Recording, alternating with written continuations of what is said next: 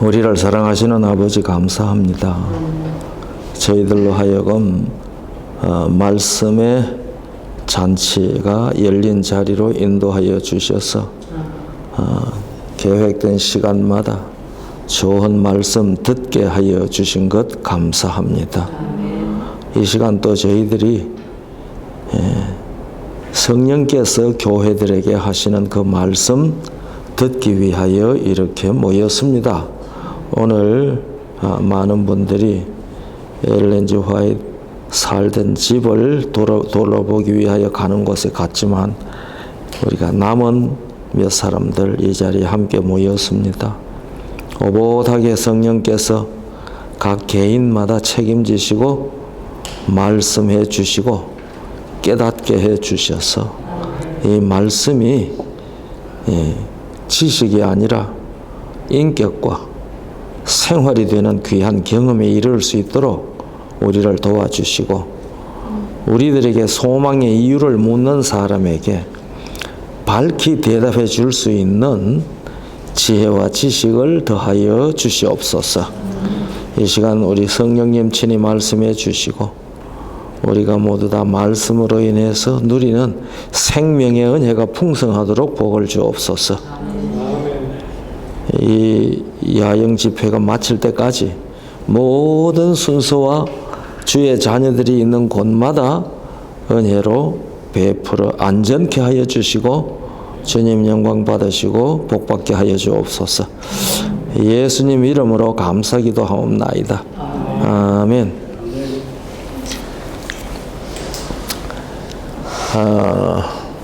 지금 우리 복받게 해달라고 제가 기도 말씀을 드렸는데 우리가 예수님을 믿고 받는 복이 뭔지 아시죠? 우리가 이 복 하면은 그래서 우리 단어들이 참 그런 거예요. 성경으로 맞는 복음의 말이나 세상에서 하는 말이나 단어가 똑같아요. 복 받는다. 이렇게 하면은 세상에서 생각하는 복이라는 거는 뭐예요? 그것은 건강, 소위 오복이라는 게 있잖아요. 수부, 강령, 유호덕, 고종명. 이게 이제 일반적으로 말하는 오복이에요. 오래 사는 거, 부자로 사는 거. 그 다음에 덕을 좋아하는 거. 유호덕이라고 그래요. 그 다음에 마지막에는, 하나 빼먹었네. 평강, 그 다음에 유호덕, 그 다음에 이제 고종명. 그런데 이제 이 수를 누리고 부하게 살고 평안하게 살고 평강이 강령이라 그러죠. 수부 강령 평안하게 살고 그 다음에 덕을 좋아하고 사람들과 더불어 잘 화목하게 사귈 줄 아는 거거든요. 덕이고 마지막에는 자녀들 다 잘 지켜보는 가운데서 평안하게 죽는 거. 그게 이제 고종명, 그걸 오복이라고 하면서 우리가 주로 복 받았다고 하면 자녀들 잘 되는 거, 취직해가 돈 잘 버는 거, 입신 출세하는 거 이런 거 다 일반적으로 복 받았다고 하잖아요. 그런데 성경의 복이라고 하는 것은 시편 133편 3절에 정의가 나와 있어요. 그게 헐몬에 있으리 시온의 산들의 내림과 같도다. 거기서 여호와께서 복을 명하셨나니 곧 영생이로다. 시편 133편 3절이에요. 그러니까 성경이 말하는 복은 영생입니다. 영생. 그러니까 오늘 우리가 예수 믿고 복 받읍시다 하는 것은 예수 믿고 부자 됩시다. 예수 믿고 자식들 잘 됩시다. 그런 것들이 본질적으로는 아니에요. 그런 것도 따라올 수 있죠. 그러나 본질적인 것은 우리가 다 아담 안에서 죽은 자들인데 예수님을 믿음으로 말미암아 사망에서 생명으로 옮겨서 영생하는 존재들이 된다. 그게 예수 믿고 받는 복이에요. 그러니까 그거는 말씀으로 온다고 그랬거든요. 그러니까 우리가 이 말씀 잔치 속에서 그 영생이 우리들에게 늘 확인되는, 그리고 생명을 얻고 더 풍성해지는 그런 경험을 하는 것, 이 복 받읍시다 하는 말의 핵심이거든요. 근데, 이 복 받읍시다라고 하는 이 말이 이런 뜻이 있는 줄을 알고, 우리 복 받읍시다 하는 우리 교인들이 얼마나 있는지 잘 모르겠어요. 그냥 복하면은 일반 개념으로 생각을 한단 말이에요. 그리고, 우리 최 사모님이, 예수님께서 영으로 오셨고 우리는 육으로 왔는데 예수님이 이 땅에 오셔서 그러면은 우리가 육으로 온 사람들이 느끼는 그러한 고통과 고난은 안 느끼신 거 아닙니까? 그런 질문을 했어요. 그러니까 그 질문될 만한 일이죠. 그런데 예수님께서는 몸이 우리 예수님의 이 몸이 처음에 하나님께서 아담을 지으셨을 때의 그 몸이 아니고, 그래서 우리와 똑같은 몸을 가진 여자의 몸을 통해서 오셨기 때문에 그 몸이 우리와 같아요. 예. 그래서 우리가 잘 아는 대로 참 어떤 사람들이 아주 잘 인용하는 신약성경 히브리서에 있는 말씀 있잖아요. 그러니까 이렇게 말했잖아. 자녀들은 혈육에 함께 속하였으며 그도 또한 한 모양으로 혈육에 함께 속하심은 사망으로 말미암아 사망의 세력을 잡은 자곤 마귀를 없이 하시며 그랬거든요. 그 다음에 여기 또 뭐라고 말씀했는가 하니까 저가 시험을 받아 고난을 당하였은즉 시험 받는 자들을 능히 도우시느니라, 이렇게 말씀을 하셨거든요. 그러니까 예수님이 이 땅에 생활하실 때에 우리가 당하는 이 사회적으로 겪는 제도 속에서 똑같이 그렇게 사신 사실을 성경은 그렇게 얘기를 하고 있습니다. 그러니까 여기에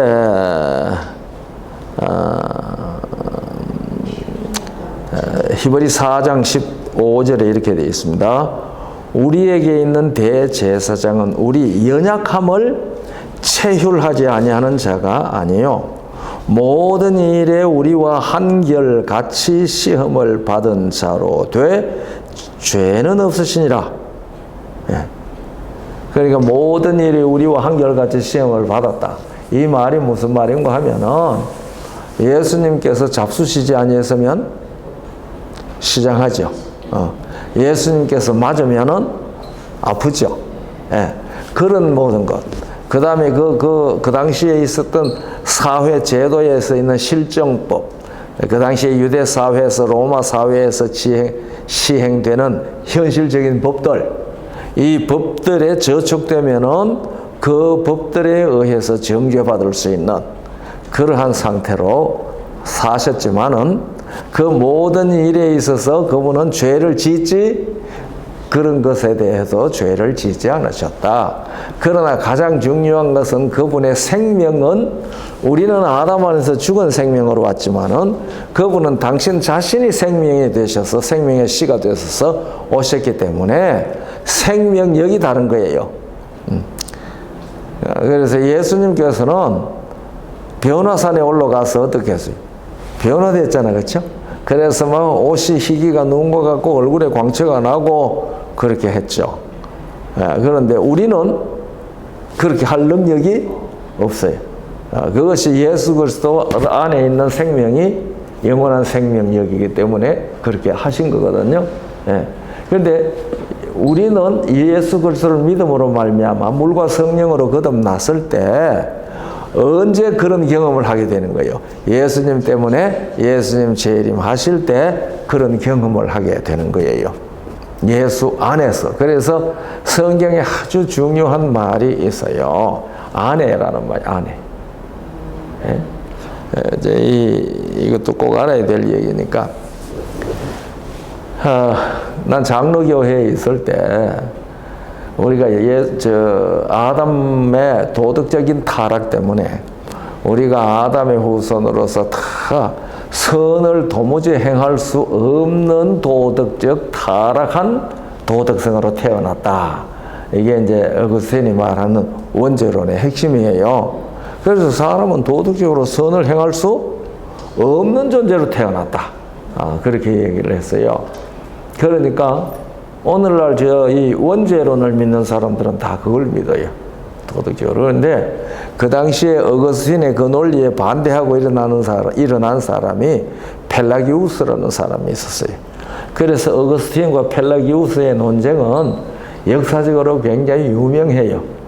그러니까 펠라기우스는 왜 우리가 도덕적으로 선을 행할 수 없다는 말이냐? 우리가 얼마든지 이와 같이 도덕적으로 선을 행할 수 있다. 예수님은 이 땅에 오셔서 우리가 이런 몸으로도 예수님처럼 도덕적 선을 행할 수 있다는 모본을 보이셨다. 그래서 우리도 예수님의 모본을 따라서 그렇게 살면 구원받는다. 행함으로 말미암는 의예요. 그게 그걸 주장을 했어요. 그래가지고 그때 어떤 공의회, 은혜 공의회에서 모르겠는데 그 공의회에서 그것도 다루었어요. 다루어가지고 펠라기우스는 정죄 2단으로 정죄되고 어거스틴의 그 원죄설이 이제 왔는데 이것들은 다 배경이 뭔고 하면은 영혼불멸설이에요. 영혼불멸설. 그러니까 영혼은 안 죽으니까 어제 이 얘기 다 못했지만은 영혼은 안 죽으니까 그러니까 그건 누구 말을 그대로 받아들인 거예요. 선악을 알게 하는 나무의 실과를 먹을지라도 결단코 죽지 않는다고 주장한 그 루시퍼 뱀의 논리를 받아들인 거예요. 오늘날 이 교회들이 이것을 아주 철석 같은 교리로 믿고 있잖아요. 교리로. 네. 그러니까 영혼은 안 죽으니까 어쨌든 영혼은 다 뭐 하는 거예요. 최 집사님? 영생하는 거죠. 안 죽으니까 영생한다 그랬죠? 그런데 영혼은 영생을 하는데 도덕적으로 엄청 잘못했는데도 영생을 하거든. 그러니까 이게 인과 응보에 안 맞잖아. 신상필벌이 안 맞단 말이야. 예, 그러니까 도덕적으로 잘못 산 사람은 영생을 하기는 하는데 어디서 영생하는 거예요? 지옥에 가서 영원토록 영생하며 고통당하는 거예요. 예. 그리고 이제 예수 믿은 사람은 천국 가서 행복한 중에 영생하는 거야. 그러니까 다 영생을 한다는 것은 똑같아요. 영생한다는 건 똑같아요. 그런데 하나는 뭐 중에 영생하고 불 속에서 고통 중에 영생하고 하나는 행복한 중에 영생하는 거라. 그런데 성경은 그거 아니거든. 딱 두 개뿐이잖아요. 영생하든지 멸망하든지. 그렇죠. 그러니까 하나님이 세상을 이처럼 사랑하사 독생자를 주셨으니 이는 저를 믿는 자마다 뭐 하지 않고 멸망하지 않고 그 다음에 영생하리라. 그렇게 있거든. 그러니까 성경은 멸망과 영생이 대조되어 있고 영벌과 영생이 대조되어 있어요. 그러니까 영벌이라고 하니까 계속해서 벌 받는 것으로 생각을 해. 그게 아니고 영원히 없어지는 거예요. 그게 영벌이에요. 하나는 영원히 행복한 중에 사는 것은 영생이고. 그래가지고 뭐 영혼 불멸론에 대한 이 얘기 많이 얘기하지만 이 시간에 그 얘기하려고 하는 것은 아니니까. 그래서 예수님께서 이 땅에 사셨는데 우리와 똑같은 몸을 가지고도 결코 죄를 짓지 않으셨고, 우리가 성경에 보면은 예수님은 죄가 없으시다 그렇게 말했어요. 죄는 없으시니라 그렇게 말했죠. 죄는 없으시니라. 이게 아마 요한 1서에 나와 있나 아마 그럴 거예요.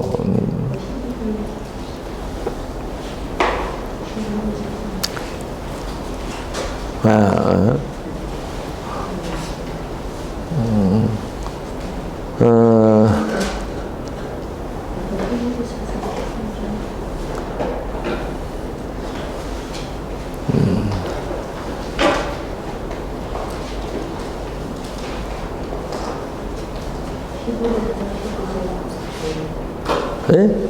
아까 히브리 4장 15절 그게 이제 히브리서에 나와요.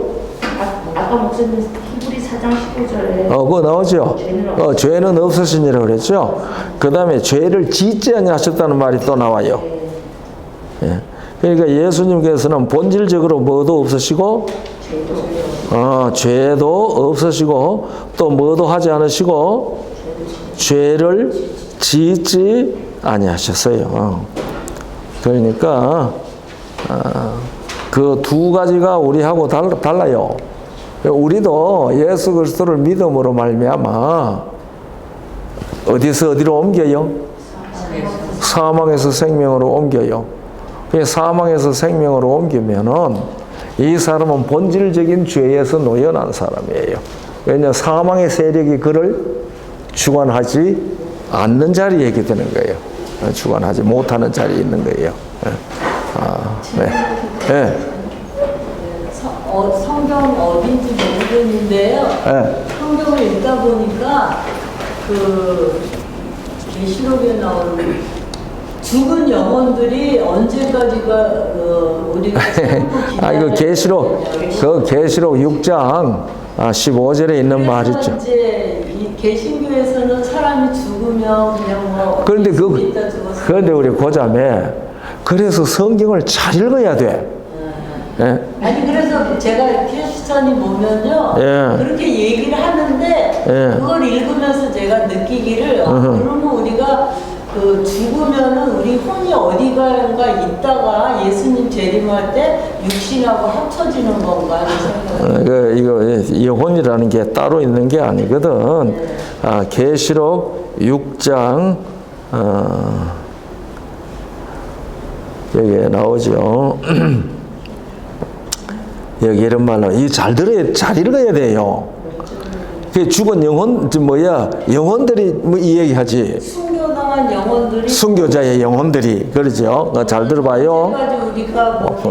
이 성경에 있는 말 잘 들어봐요.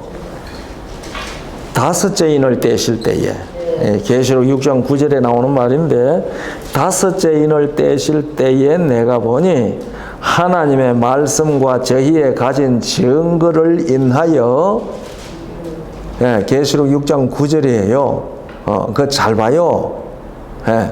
자, 하나님의 말씀과 저희의 가진 증거를 인하여 그 다음 뭐라고 그랬어요? 우리 고자매 읽어봐요. 계시록 6장 9절. 9절. 다섯째 인을 떼실 때 보니 하나님의 말씀과 그들이 가진 증거를 말미암아 그 다음에 죽임을 당한 영혼들이 한 영혼? 죽임을 당한 영혼. 그럼 누가 죽었단 말이에요? 누가 죽임을 당했단 말이에요? 하나님 말씀과 그들이 가진 증거. 이러니까 눈에 안 들어오는 거라. 영혼이. 죽임을 당한 영혼이잖아요. 죽임을 당한 순교자들의 영혼이 아니고 영혼이 죽임을 당했다고 성경이 기록했어요. 죽임을 당한 영혼들이. 그러니까 그렇게 얘기하는 사람들한테 이 성경 구절 펴놓고 여기 어디 순교자들 죽임을 당한 순교자들의 영혼들이란 말이 어디 있느냐? 영혼이 죽임을 당했는데 죽임을 당한 그 영혼들이 제단 아래 있다고 하지 아니하였느냐? 그런데 어떻게 순교를 당한 사람들의 영혼이라고 말하느냐? 성경하고 다른 소리를 하느냐? 그러니까 그러면 죽임을 당한 영혼들이 어떻게 제단 아래서 이에 호소를 해요? 그 소리 또 할 거 아니야? 그러니까 사람들이 이제 죽임을 순교자들의 영혼이라고 해석을 그렇게 해요. 이것들은 뭔고 하면은 상징적인 환상이에요. 계시 중에 그들의 호소하는 것으로 보여주신 거죠. 우리가 성경을 읽을 때에 성경에 나오는 이야기들이 실상도 있고 계시적 형상도 있어요. 그리고 우리가 이 성경을 읽을 때 계시적 형상과 실상을 혼동하면 안 됩니다. 혼동하면 안 됩니다. 그러니까 계시적 형상은 계시적 형상으로 가장 대표적인 이 얘기를 하면은 우리가 이 다니엘 7장에 나오는 사자 날개 달린, 아니, 독수리 날개 달린 사자. 그건 다니엘이 이거 봤어요, 안 봤어요? 봤어요. 그러면 다니엘이 봤으니까 이런 게 실제로 세상에 있다 하면 그거는 틀렸죠. 이 세상에 독수리 날개 달린 사자 없어요. 그리고 머리 4개 달린 표범 없어요. 그러나 다니엘은 분명히 계시 중에 그것을 봤단 말이에요. 그러니까 다니엘은 계시 중에 본 것을 기록을 했거든. 어우, 다니엘이 실제로 계실 때 하나님이 보여주셨잖아. 그렇기 때문에 그런 동물들이 이 세상에 진짜로 있어. 이렇게 말하면 사실 아니죠. 그러니까 독수리 날개 달린 사자는 바벨론이라고 하는 나라를 상징한 계시적 형상이란 말이에요. 그렇죠? 예. 그 다음에 머리 4개 달린 표범도 헬라를 상징하는 계시적 형상이란 말이에요. 이게 실상이 아니에요. 그것처럼 이 계시록 6장 9절에 나타나 있는 죽임을 당한 영혼들이 제단 아래서 하나님께 호소한다 하는 그 얘기는 요한에게 그러한 역사적 사건에 대한 것을 계시적 형상으로 보여주는 거예요. 그러니까 이런 질문을 사람들이 하면은 그 얘기를 하면 돼요. 성경에 그러면은 특별히 다니엘 계시록에 나오는 얘기도. 그러면 저희 독수리 날개 달린 사자를 다니엘이 봤는데, 그러면 이 세상에 그렇게 독수리 날개 달린 사자가 실제로 있다고 생각하느냐? 그것은 바벨론이라는 나라를 표상하는 그러한 상징적 계시적 형상이다. 그렇죠. 이 제단 아래 죽임을 당한 영혼이라고 했는데, 이 죽임을 당한 영혼이 제단 아래에서 호소한다는 것은 이 세상에 예수님을 증거하다가 죽임을 당한 사람들의, sun교자들의 호소하는 이야기를 이렇게 계시를 통해서 요한에게 보여준 사실을 이야기한다. 네. 이런 걸 잘 우리가 간파해야 돼요. 간파. 성경에 나타난 그런 것들을 우리가 바르게 이해하는 일이 대단히 중요합니다. 그러니까 그래서 예수님께서 이 땅에 우리와 같은 이런 몸을 입고 사셨기 때문에 그렇게 우리가 당하는 안 잡수시면 배고프시고 매 맞으면 아프시고 뭐 그런 일 다 할 수 있었어요. 다 경험을 했어요. 그래서 그걸 갖다 우리와 한결같이 시험을 받은 자로 내 죄는 없다. 그런 모든 것에도 불구하고 예수님은 도덕적으로나 성경적으로나 죄로 책잡을 것이 하나도 없었어요. 그래서 예수님 그렇게 말씀하셨잖아요. 내가 진리를 말하며 너희 중에 누가 나를 죄로 책잡겠느냐. 그렇게 예수님께서 말씀을 하셨습니다. 그래서 예수님께서는 우리와 같은 몸을 입고 사셨지만 생명의 능력이 우리하고 달라요. 우리는 생명을 가지고 있지 않습니다. 우리는 사망의 존재들이에요. 그래서 얘기하죠. 우리는 지금 살아가는데 살아간다고 말하지만 사실은 뭐 하여 가는 거예요? 죽어가는 거죠. 그래서 우리의 수명이 나하면 그냥 다 죽는 겁니다. 아무리 안 죽고 싶어도 죽어요. 그래서 그날에 예수님께서 일어나거라 무덤 속에 있는 자들아 일어나거라 하면 아무리 안 살고 싶어도 부활하게 돼 있어요. 그럴 수밖에 없어요. 네. 그런데 예수님께서는 당신의 죽음과 당신의 생명을 스스로 조절할 수 있었어요. 그것이 요한복음 10장 17절 18절의 말이에요. 누가 이것을 내게서 빼앗아 가는 자가 있는 것이 아니라 내가 스스로 버리노라. 그렇게 얘기를 하셨거든요. 보면 예수님이 이렇게 말씀하십니다. 아버지께서 나를 사랑하시는 것은 내가 다시 목숨을 얻기 위하여 목숨을 버림이라. 이를 내게서 빼앗는 자가 있는 것이 아니라 내가 스스로 버리노라. 나는 버릴 권세도 있고 다시 얻을 권세도 있으니 이 계명은 내 아버지에게서 받았노라 하시니라. 그래서 이것은 예수님께서 당신은 자존하실 수 있는 여호와시라는 것을 선포하는 말입니다. 그래서 우리는 이거 없어요. 우리는 스스로 버릴 권세도 없고 스스로 얻을 권세도 없어요. 사실 뭐 버릴 권세가 자살하면 버리지 않느냐 이 얘기를 하는데 뭐 그럴 수 있겠죠. 버릴 수는 있어도 있는지는 몰라도 다시 얻을 수는 없죠. 예, 그게 우리의 한계입니다.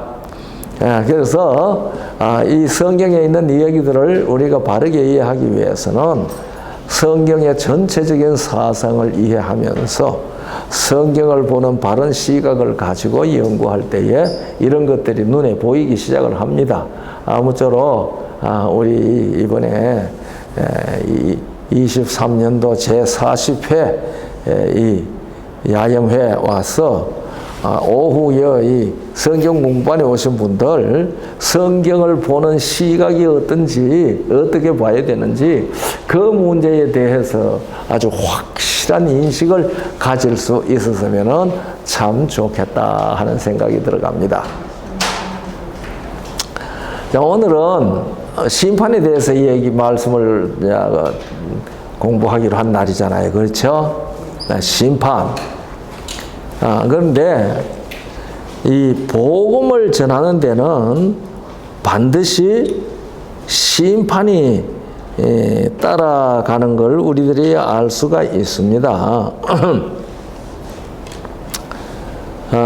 여기에 바울을 잡을 때, 바울이 잡혀갈 때 있었던 총독 벨릭스라는 사람이 있었잖아요. 벨릭스. 그 벨릭스가 바울이 전하는 도와 유대인들이 가르치는 도에 대해서 잘 알고 있었어요. 그래서 여기에 이제 이런 말이 있습니다. 이 바울이 벨릭스 앞에서 지금 얘기하는 거요.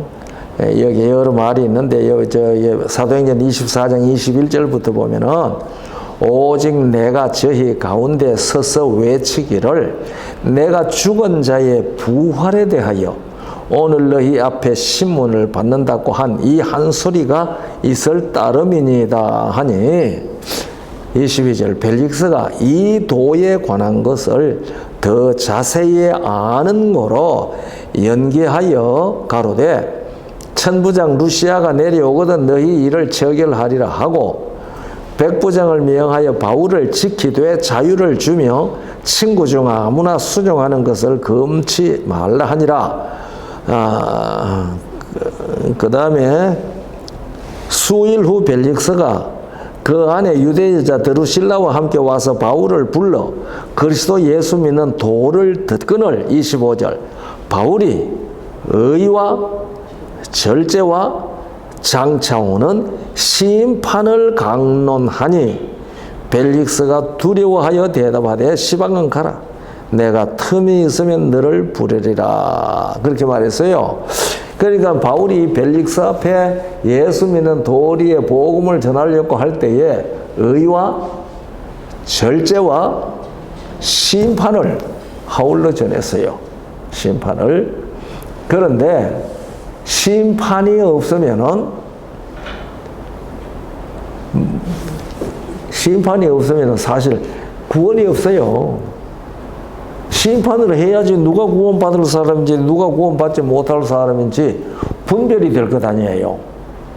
그러니까 이 재판이 없고 이 세상에 사람들이 법 없는 세상에 제 마음대로 살면은 사람들은 어떤 사람이 선한 사람이고 어떤 사람이 악한 사람이고 그런 거 판단할 수가 없잖아요.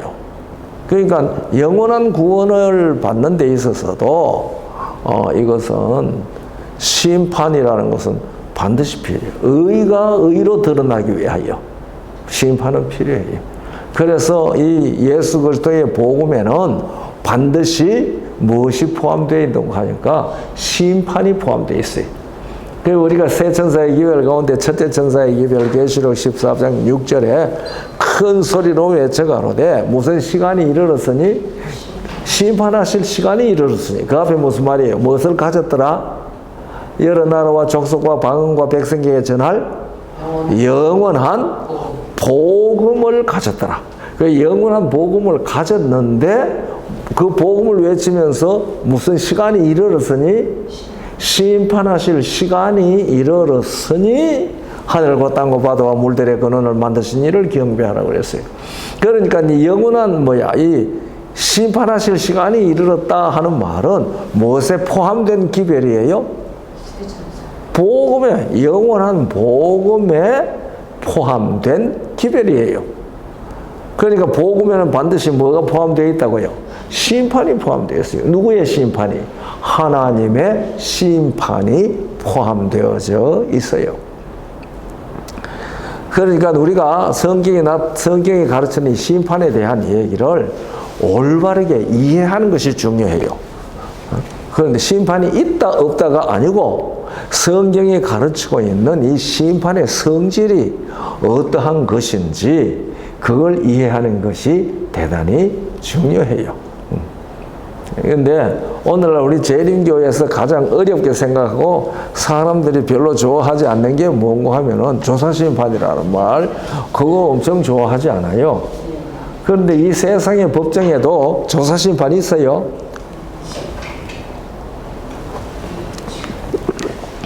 우리 장로님 이 세상의 법정에도 조사심판이라는 것 있죠. 그 조사심판이라고 말하지 않지요. 그러나 뭐 하는 거예요? 사건 심리하잖아요. 아니, 한국도 1심 있고 2심. 아니 뭐 1심, 2심, 3심 그거 말고도 이 사람이 증인 불러다가 이 사람이 뭐 이랬나 저랬나 그거 다 뭐 하는 거예요? 조사하는 거잖아요. 그래서 어떤 죄인이 고소당해가 왔는데 그에게도 묻고 그 사람이 부인할 거 아니야. 자기 죄에 대해서 부인하면 증인 불러다가 이 사람이 이런 죄 지었는 거는 봤느냐 뭐 그런 거 다 묻잖아요. 그래서 피고 측 증인, 원고 측 증인 다 불러다가 다 조사잖아요. 그걸 갖다가 뭐라고 그래요? 심리? 이거 표현하는 말이 있잖아. 그거 하는 거잖아요. 그게 조사 심판이라는 말만 안 했지, 그게 다 조사하는 거예요. 근데 그 조사를 하는 이유는 뭔가 하니, 이 죄인이 진짜 그런 죄를 지었느냐 하는 것을 확인하는 거거든요. 예. 그런데, 자, 여러분, 요한복음 16장 한번 보십시다. 요한복음 16장 8절로부터 11절까지 한번 보겠어요. 7절부터 보면 더 좋겠네요. 그러하나 내가 너희에게 실상을 말하노니 내가 떠나가는 것이 너희에게 유익이라. 예수님께서 제자들에게 하시는 말씀이거든요. 유익이라. 내가 떠나가지 아니하면 보혜사가 너희에게로 오시지 아니할 것이요. 가면 내가 그를 너희에게로 보내리니 8절. 그가 와서 죄에 대하여 의에 대하여 심판에 대하여 세상을 책망하시리라.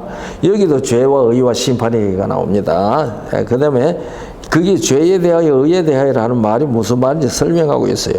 죄에 대하여라 하면 저희가 나를 믿지 아니하며, 의에 대하여라 하면 내가 아버지께로 가니 너희가 다시 나를 보지 못하며, 심판에 대하여라 하면 이 세상 임금이 심판을 받았음이니라. 이렇게 되어 있거든요. 그러니까 이 말씀을 통해서 우리에게 분명히 가르쳐주는 사건이 하나 있는데, 복음과 구원 문제에 있어서 심판에 대한 기별은 누구에 관한 것이 핵심이에요? 이 말씀은 심판에 대하여라 하면 뭐라고 그랬어요? 이 세상 임금이 심판을 받았습니다 그랬잖아요. 그러니까 이 복음 전파에 있어서 그 심판의 주범, 그 심판의 대상이 누구라는 것을 이제 분명히 말씀하신 거예요. 이 세상 임금. 그러면 조사 심판을 하는 것이나 영원한 심판을 하는 것이나 그 심판에 있어서 주범은 누구란 말이에요? 심판받는 주범이 누구라는 걸 얘기하는 거예요? 사탄이라는 걸 얘기하는 거예요. 사탄. 네. 그러면은 이 세상에 예수 그리스도를 믿지 아니하는 사람들은 제가 이 심판 문제를 생각하면서 의인과 악인이 동시에 하나님 앞에 서서 너는 의인이다, 너는 악인이다 하는 심판을 받는 동시 시간대가 있느냐? 없어요. 의인과 악인이 하나님의 심판대 같은 시간대에, 시간대라고 표현을 해야 될 수밖에 없는데, 같은 시간대에 서서 심판을 받는 시간이 없어요. 내가 그걸 발견하고 또 깜짝 놀랐어요. 자, 보세요. 예수님 이 땅에 재림하실 때 의인들은 다 어떻게 돼요? 의인들은 다 부활하고 변화해서 하늘로 올라가죠. 그리고 악인들은 다 예수님 재림하시는 영광에 소멸하죠. 그러면 그때 악인들은 언제 결판 난 거예요? 어디 예수님 재림하실 때 악인들이 예수님의 강림하시는 영광의 불에 소멸되는데, 데살로니가 후서 1장 7절 8절. 이거 찾아 읽어보고 얘기를 해야죠. 내가 입으로만 얘기하면은 안 찾아봐요, 사람들이. 데살로니가 후서 1장 7절 8절. 환난 받는 너희에게는 우리와 함께 안식으로 갚으시는 것이 하나님의 공이시니 주 예수께서 저의 능력의 천사들과 함께 하늘로부터 불꽃 중에 나타나실 때에 하나님을 모르는 자들과 우리 주 예수의 복음을 복종치 않는 자들에게 형벌을 주시리니 9절.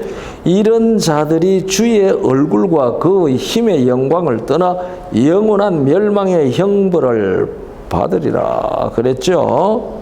그러니까 예수님 재림하실 때 그에게서 나오는 영광의 광채로 인해서 하나님을 모르는 사람들과 예수 그리스도의 복음을 복종치 아니하는 자들은 다 영광의 불꽃에 죽어요. 그러면 그 사람들은 예수님 재림하시기 이전에 무엇이라고 판정난 사람들이에요? 하나님을 모르고 또 하나는 예수의 복음을 복종치 아니하는 사람으로 판정난 사람들이잖아요. 예. 그 사람들은 예수님 재림하실 때 다 죽고, 그 다음에 그때에 모든 예수님 잘 믿은 사람들은 다 부활하고 변화해서, 첫째 부활이죠. 그리고 변화해서 다 하늘로 올라가거든요. 그러니까 그 같이 악인과 의인이 함께 하나님 앞에 서서 심판받는 시간이 있나요? 없잖아요. 네. 예수님 재림할 때는 벌써 하나님을 모르는 자들, 그 다음에 복음을 복종하지 않은 자들, 이미 예수님 이 땅에 오시기 이전에 판결 나잖아요. 그 판결이 언제 나느냐 하는 거예요. 그 판결이. 그리고 그 다음에 이제 1000년 후에 악인들은 둘째 부활 해가지고 또 심판받잖아요. 계시록 20장 그 11절 이하에 이제 그때 심판받는 거 나오거든요. 그리고 이 의인들은 예수님과 함께 다 데살로니가 전서 4장 13절로부터 17절까지 있는 말씀대로 16절에 보면은 다 공중으로 끌어올려 이제 새 예루살렘으로 가자, 하늘 예루살렘으로 가잖아요. 거기서 1000년 동안 왕노릇 하잖아요. 그 1000년 동안 왕노릇 할 때 뭐 한다고요? 심판한다 그랬어요. 심판한다. 그러면은 이제 20장 4절로부터 6절까지는 의인들이 지금 예수님과 함께 1000년 동안 왕노릇 하면서 심판하는 이야기가 기록되어 있죠. 그 다음에 이제 21절부터는 악인이 심판받는 얘기가 기록되어 있어요. 그런데 그 악인이 심판받는 데 대해서 뭔가 하면은 그들이 책에 기록된 대로 심판을 받는다고 그랬어요. 11절, 12절에 보면은. 그러면은요, 그게 책이요, 이렇게 나와 있어요. 생명책과, 계시록 20장 11절, 12절 보면은 생명책과 또 무슨 책도 있어요? 책들이 펴져 있는데 생명책이 있어요. 그리고 또 책들이 있다고 그랬어요. 책들이. 계시록 20장. 우리가 이 성경을 가지고 확인을 하는 일이 대단히 중요하죠. 여기 보면은 12절에 또 내가 보니 죽은 자들이 물은 대소하고 그 보좌 앞에 섰는데 책들이 펴 있고 또 다른 책이 펴졌으니 곧 생명책이라. 생명책은 단수예요. 그 다음에 다른 거는 책들이라 복수예요. 책들이 펴 있고 또 다른 책이 펴졌으니 곧 생명책이라. 죽은 자들이 자기 행위를 따라 어디에 기록된 대로? 책들에 기록된 대로 심판을 받아요. 그러니까 이때 심판할 때는 무슨 책은 펼치지도 않아요. 생명책은 펼치지도 않아요. 네. 생명책에는 그 성경에요. 생명이라는 이름 붙은 게 많죠. 생명책, 생명강, 생명샘, 생명나무, 이 생명이라는 이름 붙은 게 많아요. 그런데 왜 생명책일까요? 우리 사모님, 우리 최 사모님, 왜 생명책일까요? 생명 있는 사람 이름만 기록돼서 생명책이에요. 그럼 생명 없는 사람들이 기록되어 있는 책은 무슨 책일까요? 사망책이지요. 그것을 가리켜서 죄책이라고도 해요. 그러니까 우리가 예레미야 17장을 읽으면은 이 이스라엘의 죄는 금강석 철필로 기록되어 있다고 그랬어요. 그 죄가 금강석 철필로 기록되어 있다고 하는 말은 죄들이 기록되어져 있는 책들이 있다는 얘기죠. 예. 이사야서에도 보면 그 비슷한 말씀이 있습니다. 그러니까 이때 이 책들은 행위책들이에요. 죄책들이에요. 그러니까 각 사람이 거기에 기록된 대로 이제 재판을 받는데, 이 사람들은 이미 뭐가 결정된 사람이에요? 생명은 없는 사람이에요. 생명은 없는 사람인데 그럼 뭘 하느냐? 이게 이제 집행심판인데, 이 사람들의 집행 형량을 누가 정했어요? 그 조사심판한테 정한 거죠. 누가 조사했어요? 의인들. 1000년 동안 그 사람들을 살피는 거예요. 예수님과 함께 더불어 왕노릇 하면서 심판하는 권세를 받았어요. 그래서 그 악한 천사들, 모든 하나님을 모르는 자들과 복음을 복종치 아니하는 자들의 행위가 기록된 책들을 살펴서 그들에게 형량을 정하는 거예요. 그들의 형량을 정한다고 해도 별로 이 사람들이 정할 것도 없어요. 왜냐하면은 이 사람들 이제 영원한 불못에 들어가잖아요. 영원한 불못에 들어간다고 하니까 사람들이 영원토록 펄펄 불타는데 영원토록 고생한다 이렇게 생각을 하거든요. 우리 집사님, 그 영원한 그 불에 들어가서 영원토록 불타는데 그 사람들이 불타가지고서 아이고 떠거라 영원 불멸이라서 안 죽고 불탈 것 같아요. 다 없어져 버릴 것 같아요. 불타서.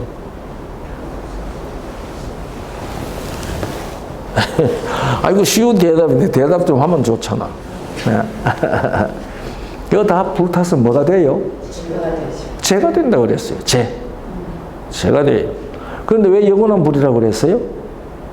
영원한. 그 영원이라는 형용사 때문에 항상 문제거든. 왜 영원한 불이라고 그랬냐? 하나님께로서 나와서 사람이 끌 수 없는 불을 영원한 불이라고 그래요. 사람이 끌 수 없고 사람이 붙일 수 없는 그 불을 영원한 불이라고 그래요.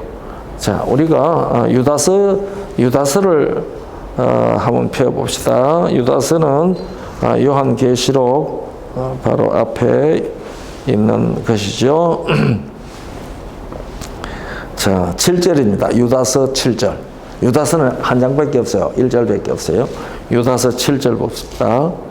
소돔과 고모라와 그 이웃 도시들도 저희와 같은 모양으로 간음을 행하며 다른 색을 따라 가다가 그다음에 무슨 불? 영원한 불의 형벌을 받음으로 거울이 되었느니라. 그러니까 소돔과 고모라를 멸망시킨 불이 무슨 불? 영원한 불이에요. 영원한 불. 그러면 오늘날도 소돔과 고모라가 불못으로 펄펄 타고 있나요? 아니에요. 지금 소돔과 고모라가 어디 있는지도 잘 몰라서 그 고고학자들이 그걸 찾느라고 요새도 애를 쓰고 있잖아요. 찾았다 아니다, 찾았다 아니다 이 얘기가 계속 반복되고 있습니다. 그러니까 그것들이 영원한 불의 멸망을 받아서 영원히 없어졌어요. 예. 그런데 이 소돔과 고모라 그러니까 소돔과 고모라를 태운 불이 무슨 불이에요? 영원한 불이에요. 이 유다서 1장 7절 같은 거 6절 7절 이거는 기억해두면 아주 좋은 성경 구절이에요. 영원한 불. 자, 그 다음에 베드로 후서 가봅시다. 베드로 후서 2장을 갑니다. 거기 보면은요 6절입니다. 6절. 유다서는 7절, 베드로 후서 2장은 6절입니다. 그 6절을 보니까 소돔과 고모라 성을 뭐 하기로? 멸망하기로 정하여. 그 다음 뭐가 되게 하사? 죄가 되게 하사. 후세에 경건치 아니할 자들에게 본을 삼으셨으며. 그러니까 후세에 경건치 아니할 자들이 다 뭐가 된단 말이에요? 우리 공부하는 사람들이 대답들 좀 해야지. 후세에 경건치 아니한 자들이 모두 뭐가 돼요? 죄가 돼요. 죄가 돼요. 그런데 무슨 불의 형벌을 받아? 죄가 돼요. 영원한 불의 형벌을 받아 죄가 돼요.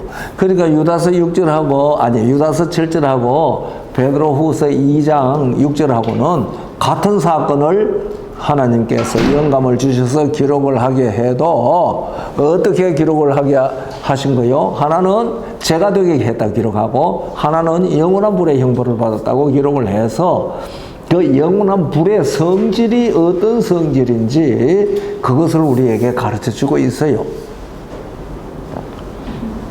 그래서 다 영원한 불에 죄가 돼가지고 죄가 되고 없어져요. 죄가 돼요. 자, 그래서 이 죄가 되고 나면은 죄가 되고 나면은 흔적이 있을까요? 흔적이 있어요, 없어요? 이게 이제 구약 성경 시편 37편에 잘 이야기하고 있죠. 구약 성경 시편 37편 9절 10절을 보면은 무슨 말씀이 있는가 하면은 대저 행악하는 자는 끊어질 것이나 여호와를 기대하는 자는 땅을 차지하리로다. 10절 잠시 후에 악인이 뭐요? 없어지리니 네가 그곳을 뭐 할지라도 자세히 살필지라도 없어요. 다 뭐가 됐으니까? 죄가 됐어요. 예. 그 잠시 후에 악인이 없어져요. 자세히 살펴도 없어요. 다 영원한 불에 죄가 됐습니다. 그럼 그 뒤로 바로 그 뒤로 예루살렘이 내려오나요? 예? 그 다음에는 예루살렘이 그 다음에는 이제 새 하늘 새 땅이 창조되는 거죠. 예. 그래서 이게 우리가 잘 알아요. 영원한 불에 들어가서 영원히 멸망한다는 말이 무슨 뜻인지 성경에 가르쳐주는 성경으로 성경을 해석하는 원칙에 의해서 우리들이 올바르게 이해를 잘 하는 것은 대단히 중요합니다. 그런데 하나님께서 그들의 행한 대로 갚으신다고 그랬거든요. 행한 대로. 그러면은 의인들은 왜 조사 심판할까요? 의인들은 이미 의인이잖아요. 그죠? 그런데 의인들 왜 조사 심판을 할까요? 의인들 조사 심판하는 데는 몇 가지 이유가 있는데요. 우리가 신약성경 요한계시록 11장에 보면은 의인들을 조사하시는 데 대한 그 이야기가 기록되어져 있습니다. 여기에 이제 이런 말이 있습니다. 요한계시록 11장 18절인데요. 요한계시록 11장 18절입니다. 이방들이 분노하며 주의 진노가 임하여 죽은 자를 심판하시며 종 선지자들과 성도들과 또 물론 대수하고 주의 이름을 경외하는 자들에게 뭐 하신다고요? 상 주시며. 그렇죠. 앞에는 진노가 임하여 누구를 심판해요? 죽은 자를 심판해요. 죽은 자. 그런데 아까 20장 11절부터 보니까 죽은 자들이 책들에 기록된 대로 심판을 받는다고 그랬잖아요. 죽은 자들이. 그러니까 무덤, 음부가 죽은 자를 내어주고, 바다도 죽은 자를 내어주고, 그들이 다 자기 행위를 따라 심판을 받는, 기록된 책들에 기록된 대로 심판을 받는다고 그랬어요. 그런데 여기도 심판은 누가 받아요? 죽은 자들이 심판을 받아요. 죽은 자들이 심판을 받고, 그 다음에 선지자들과 성도들과 또 물론 대수하고 주의 이름을 경외하는 자들에게는 심판에서 뭘 줘요? 상 주세요. 네. 그리고 또 땅을 멸망케 하는 자들은 멸망시켜요. 그러니까 우리가 조사 심판을 받든지 무슨 심판을 받든지 우리가 심판을 받은 결과는 뭘 받을 거예요? 상 받을 거예요. 계시록 22장에도 나와요. 계시록 22장에도요. 계시록 22장에도 나오잖아요. 11절부터 12절 나오죠. 불의를 하는 자는 그대로 불의를 하고 더러운 자는 그대로 더럽고 의로운 자는 그대로 의를 행하고 거룩한 자는 그대로 거룩되게 하라. 지성소 봉사가 끝날 때 일어나는 사건이죠. 12절 보라 내가 속히 오리니 내가 뭐예요? 줄 상이 내게 있어 각 사람에게 그의 일한 대로 갚아주리라 그랬어요. 그러니까 아까 그 11장 18절에 기록되어 있는 말하고 22장 12절에 기록되어 있는 말씀을 보면은 의인들은 심판을 하는 이유가 그들에게 뭘 주려고요? 상을 줄 거예요. 상을 못 받더라도 각인하시는 거예요. 예? 상을 못 받더라도 각인하시는 것은. 아니 우리 믿으셔야죠. 상 받을 것도. 예. 그러니까 우리 최 집사님도 상 받겠죠? 못 받아? 큰일 났네. 지금 죽은 자를 심판한다는 게 난 참 이해가 잘 안 돼. 죽은 자들을 다 죽은 자들이 심판 받는다 그랬잖아. 산 자들이 심판 받는 거 아니에요. 자, 예수님이 살아계실 때 우리가 기도할 때 살아계실 때 그거 우리 잘 알아야 돼요. 예? 그러니까 우리가 성경에 보면은 예수님께서 산자와 죽은 자를 심판하실 것이다 라고 되어 있거든요. 예. 산자와 죽은 자. 그래서요 여기 보면은 산자와 죽은 자를 심판한다는 말이 신약성경에 3번 나와요.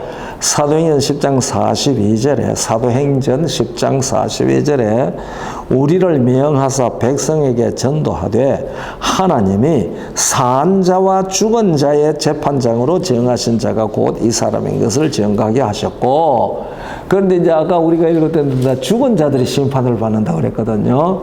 그 다음에 디모데후서 4장 1절에도 하나님 앞과 산자와 죽은 자를 심판하실 그리스도 예수 앞에서, 그렇죠? 그리고 베드로전서 4장 5절에도 저희가 산자와 죽은 자 심판하기를 예비하신 자에게 직구하리라 그랬거든요. 야, 이 말이 이게 제가 이 말은 상당히 조심스럽게 말합니다. 예? 산자와 죽은 자를 심판한다는 말이 이게 무슨 말인가? 산자와 죽은 자 심판한다는 말이 무슨 말인가? 그러면은 대개적 내가 배워온 것이나 지금도 계속 가르치는 것이 산자는 살아있는 사람, 살아있는 사람을 하나님이 심판하신다는 뜻이고, 죽은 자는 지금 살아있지만은 이미 죽어있지만은 그 사람들에 대해서도 일일이 다 심판하신다. 이런 뜻으로 우리는 가르쳤고 배우고, 그 다음에 주석들도 그렇게 썼어요. 산자가 죽은 자. 그런데 아까 이제 우리 최 집사 얘기했던 대로 이거 계시록 11장 18절을 보니까 죽은 자들이 심판을 받는다고 그랬어요. 여기는 죽은 자와 산자와 죽은 자를 심판한다고 그랬는데, 이건 죽은 자들이 심판을 받는다고 얘기했어요. 그뿐만 아니라 아까 계시록 20장 12절에도 죽은 자들이 자기 행위를 따라서 심판을 받는다고 그랬어요. 죽은 자들이 심판을 받는다는 말이 도대체 무슨 말이냐? 이것에 대해서 내가 고민을 많이 했어요. 죽은 자가 심판을 받는다. 그게 무슨 말인가? 목사님, 그러니까 죽은 자가 심판받는다는 것은 살아있을 때 그 행실을 심판받는다는 그 죽은 자들이 행위를 따라 심판받는다 그랬거든. 그런 거지. 살아있을 때 하는 거죠. 죽은 사람이 산 사람보다 훨씬 많잖아요. 맞죠. 장세기 이후에 생각해보세요. 죽은 자가 훨씬 많죠. 많죠. 그런데 그 얘기를 잘 들어야 돼요. 내가 이 죽은 자와 산자 이 심판한다는 말을 민수기 16장 48절을 읽으면서 이해를 했어요. 민수기 구약성경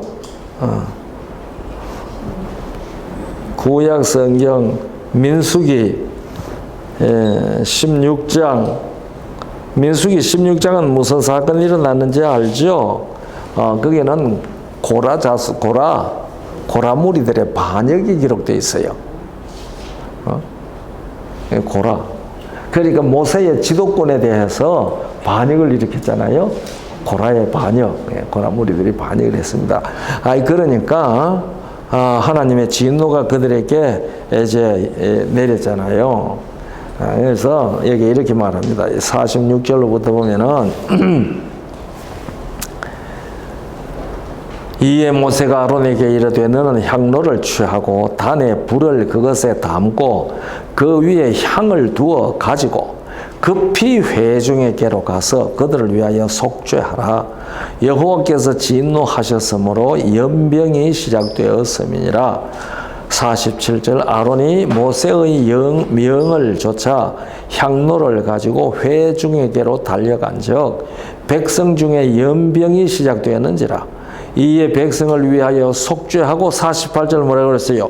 죽은 자와 산자 사이에 섰을 때에 연병이 그치니라 그랬어요. 그러니까 아론이 모세의 명을 받아 향로를 들고 달려가서 이 연병이 유행을 하고 있는데 죽은 자와 산자 사이에 딱 서니까 연병이 딱 그쳤어요. 그래서 산자와 죽은 자를 심판하신다는 말이 누가 죽었는지 누가 살았는지를 딱 갈라놓는 것을 뜻하는 말인 것 같다. 내가 이 구절을 읽고 산자와 죽은 자 심판한다는 것은 뭐 죽은 자, 이미 죽은 자들을 그 살았을 때 행했던 모든 일들을 시시콜콜이 다 살핀다. 그것도 하시는지는 몰라요, 나는. 이때가 나 그렇게 배웠으니까. 그러니까 뭐 그것도 하는지도 모르죠. 나 그거는 안 한다 이런 소리는 난 감히 못해요. 왜냐하면 그것이 대세니까 그렇게 가르치는 것이 신학계나 교리에 있어서 그게 대세예요. 그런데 내가 그게 아니고 이것은 산자와 죽은 자를 심판한다는 말은 누가 살은 자냐 누가 죽은 자냐 그것을 구별해내는 것을 산자와 죽은 자를 심판한다는 말이다. 이렇게 주장을 하면은 난리 나잖아요. 그러나 민수기 16장 45절로부터 48절까지 있는 이 말씀을 보니까 지금 이 고라무리에 속해가지고 하나님은 모세의 권위에 대해서 대적하던 자들에게 너 빨리 가서 속죄해라. 아론이 향로를 들고 가가지고 속죄를 하고 산자와 죽은 자와 산자 사이 아론에 딱 쓰는 연병이 거쳤어. 이미 끝났단 말이에요. 죽은 자는 죽은 자고 산자는 산자로. 그러니까 이제 산자는 산자예요. 그래서 산자와 죽은 자 심판하신다는 이 말은 죽은 자들의 살았을 때의 행위를 시시콜콜이 다 살핀다는 뜻이 들어있는지 모르지만 이 근본적인 얘기는 누구는 죽었다, 누구는 살았다, 그걸 판단하는 거예요. 그러니까 오늘 아까 이 설교 시간에 요한일서 5장 11절로부터 13절까지 나왔는데 어느 시간에 나왔는지 내가 잘 기억이 안 나요. 임미호 목사님 설교 시간에 나왔죠. 거기 보면은 이 생명이 그의 아들 안에 있는 것이라. 아들이 있는 자에게는 생명이 있고 하나님의 아들이 없는 자에게는 생명이 없느니라. 심판이잖아요. 그러니까 하나님의 아들을 받아들인 사람들은 다 뭐가 있고? 생명이 있어요. 그래서 13절에는 내가 이것을 너희에게 쓰는 것은 너희에게 영생의 생명이 있음을 알도록 하기 위하여 내가 이것을 쓴다. 13절 그렇게 얘기하지 않았어요? 그러니까 오늘 이 세상에는 산자와 죽은 자밖에 없어요. 우리가 처음에 죄가 무엇이냐 하는 걸 첫날에 얘기할 때 얘기했잖아요. 그러니까 이 심판은 우리가 보는 심판 아니에요. 누구의 눈에? 하나님의 눈에 산자와 죽은 자를 갈라놓는 거예요. 그래서 의인과 악인이 동시대에 동시간대에 서서 심판을 받는 것은 이 땅에 살 때밖에 없어요. 이 땅에 호흡하고 살 때밖에 없어요. 그 이후에 심판하는 시간들에 대해서는 의인과 악인이 동시간대에 서는 때가 없어요. 그래서 요한복음 3장 요한복음 3장입니다. 요한복음 3장 17절로부터 19절까지 우리가 한번 읽어보겠습니다. 요한복음 3장 17절로부터 19절까지입니다. 우리 신목사님 큰 소리로 한번 읽어봐요. 요한복음 몇 장이에요? 요한복음 3장 17절로부터 19절까지입니다.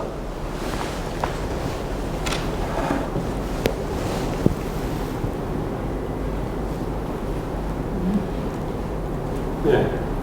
하나님이 그 아들을 세상에 보내신 것은 세상을 심판하려 하심이 아니요 저로 말미암아 세상이 구원을 받게 하려 하심이라. 18절 저를 믿는 자는 심판을 받지 아니하는 것이요 믿지 아니하는 자는 하나님의 독생자의 이름을 믿지 아니하므로 벌써 심판을 받은 것이다. 19절 그 정죄는 이것이니 곧 빛이 세상에 왔으되 사람들이 자기 행위가 악함으로 빛보다 어두움을 더 사랑한 것이니라. 그러니까 예수님이 이 땅에 오시고 예수의 이름이 전파되는 것 자체가 뭐 하는 거예요? 심판하는 거예요. 심판하는 거예요. 그러니까 오늘날 이 땅에 사람이 호흡이 있는 동안에 생활하는 이 모든 과정 가운데서 우리는 뭘 받고 있는 거예요? 심판받고 있는 거예요. 심판받고. 그래서 누구든지 예수님의 이름을 믿고 받아들이는 사람은 무슨 자로 심판을 받고? 산자로 심판을 받고. 예수를 부인하는 사람들은 다 이미 뭐가 됐다고 그랬어요? 정죄됐다고 그랬어요. 정죄. 심판받았어. 예, 사망이죠. 정죄된 거예요. 근데 왜 여기에 저를 믿는 자는 심판을 받지 아니하고 예, 그러니까 그날에 앞에서가 심판 안 받죠. 그날에 그러니까 누가 심판을 받는다고 하요? 죽은 자들이 심판을 받아요.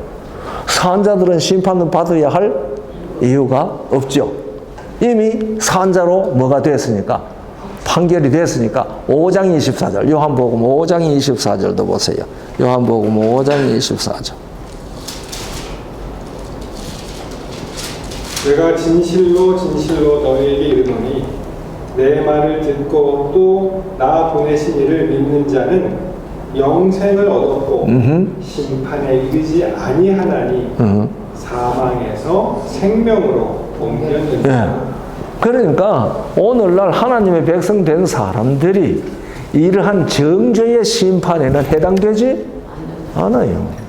아까 얘기했던 살피는 것은 악이 됐죠. 죽은 자들이 심판을 받는다고 계시록 11장 18절과 그게 적혀 20장 12절에도 다 죽은 자들의 심판을 받는다고 그랬어요. 그러니까 이 죽은 자들이라는 말은 그렇다면 우리가 조사심판을 걱정할 필요 아니 가만히 있어요. 조사심판 이 얘기 지금 아직 안 나왔어요. 제가 조사심판이 지금 우리 제일 큰 문제가 예, 조사심판 이 얘기를 지금 제가 해야 됩니다. 이거 지금 전제로 얘기다. 우리는 조사심판을 할 걱정을 걱정할 필요가 없죠. 조사심판 걱정할 필요 없어요. 제가 지금 그 얘기를 지금 말씀을 이제 지금 글로 들어가는 겁니다. 예. 그래서 심판 문제에 대해서 우리가 얘기했죠. 그러니까 의인들이 심판을 받는다고 하는 건 다 죽은 자들이 심판을 받는다고 그랬잖아요. 아까 그 두 계시록의 성경 구절이 산자들이 심판을 받는다는 말이 없잖아요. 그런데 이제 우리 장로님이 조사 심판 이 얘기를 이제 본론을 끄잡아내셨습니다. 그런데 이 조사 심판의 모델이 있어요. 지금 이제 이 교회 이번에 7월 달부터 편집국장이 바뀌었습니다. 먼저 편집국장은 은퇴했고, 지금 이제 편집국장이 바뀌었는데, 7월 달부터 이 조사심판 문제에 대해서 저보고 글을 쓰라고 해서 지금 글을 쭉 쓰고 있어요. 근데 이제 7월호 교회 지남을 7, 8월호를 좀 한번 읽어보세요. 그 심판에 대해서. 앞으로 뭐 몇 회나 연재가 나갈는지는 모르겠습니다만은 그 이제 7월로 제목이 뭔가 하니 심판이 없으면 구원이 없답니다. 심판이 없으면. 그런데 이 조사 심판의 모델이 창세기 3장에 나옵니다. 창세기 3장. 그러니까 이제 뱀이 와가지고 여자를 유혹했잖아요. 또 이 여자가 유혹받아가지고 자기 남편도 또 유혹했잖아요. 그런데 이제 9절에, 창세기 3장 9절에 보면은 선을 할 때에 여호와께서 찾아옵니다. 여호와께서. 9절에 여호와께서 찾아와서 누구를 불렀어요? 아담을 불렀어요. 그런데 이 사람들은요, 선악을 알게 하는 나무의 실과를 먹자, 무엇을 알았다고 그랬어요? 벌거벗은 것을 알았다고 그랬어요. 벌거벗은 것을. 그러니까 선악을 알게 하는 나무의 실과를 먹기 전에는 자기들이 벌거벗은 것을 안 거예요? 모른 거예요? 몰랐어요. 그러니까 하나님이 물으시죠. 누가 11절에 보면, 3장 11절에 보면은, 누가 너의 벗어섬을 얘기하였느냐? 말하였느냐? 그리고 난 다음에, 내가 너희들은 먹지 말라 명한 나무의 실과를 네가 먹었느냐? 이렇게 물으시거든요. 그러니까 그 말은 무슨 말이에요? 선악을 알게 하는 나무의 실과를 먹지 아니했으면 그 사람들이 무엇을 몰랐다는 말이죠. 벌거벗은 것을 몰랐다는 얘기가 되죠. 그런데 그것을 먹었기 때문에 벌거벗은 것을 알게 되었다는 얘기잖아요. 자, 그러면은 이것도 조금 설명이 필요해요. 왜 그 사람들이 먹기 전에는 자기네들이 벌거벗은 줄을 몰랐을까요? 우리가 창세기 2장 24절 25절 읽어보면은 그 부부 두 사람이 다 벌거벗었으나 뭐 하지 않더라? 부끄러워하지 않더라 그랬어요. 그러니까 그 사람들이 벌거벗었지만은 자기네들이 뭐 한 줄을 알지 못했어요. 벗은 줄을 알지 못했어요. 그런데 선악을 알게 하는 나무의 실과를 먹자마자 그 사람들이 뭐 한 줄 알았어요? 벗은 줄 알았어요. 벗은 줄. 자, 여러분들 시편 104편 2절 한번 읽어보세요. 시편 104편 2절을 한번 읽어보세요.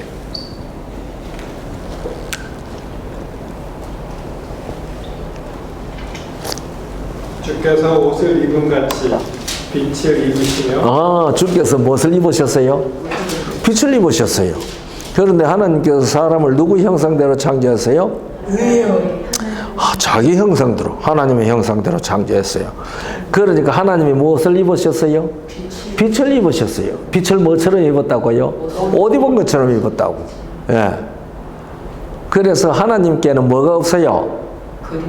그림자가 없어요. 예.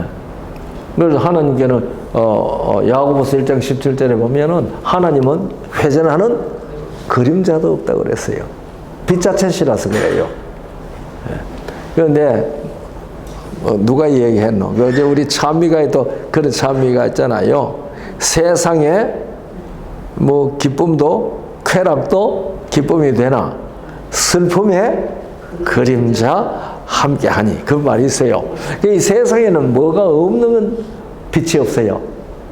그림자 없는 것이 없어요. 다 그림자가 있어요. 제가 이 얘기할 때 잘 묻는 말이 있습니다. 이 세상에 면적은 있는데 부피가 없는 게 뭔지 다 아시죠? 면적은 있는데 부피가 없어요. 그림자는.